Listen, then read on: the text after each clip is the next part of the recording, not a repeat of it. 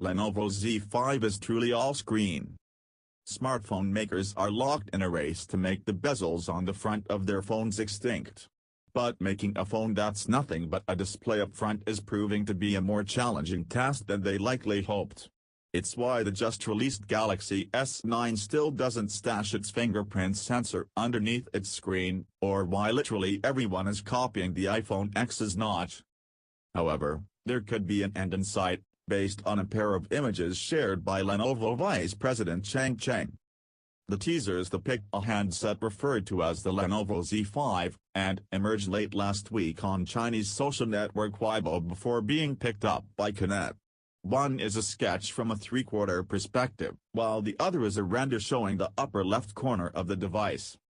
Like the iPhone X, the Z5, in these concept images, anyway, has a display that adheres to the contours of the device's face. Unlike the iPhone X, though, there's no earpiece or front-facing camera anywhere in sight, and the bezels surrounding the panel are almost non-existent.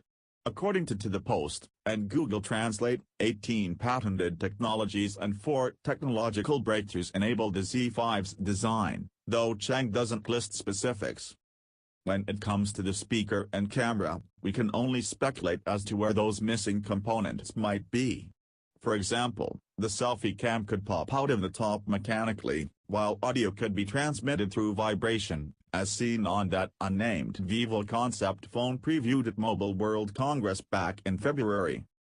Not surprisingly, the internet is buzz with anticipation for more information surrounding the Z5.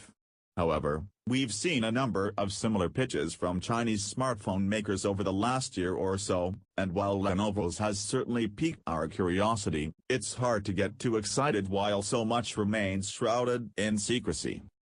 Besides sharing the images, Chang only said that the Z5 will be Lenovo's next flagship phone and that it would have a screen-to-body ratio of 95%.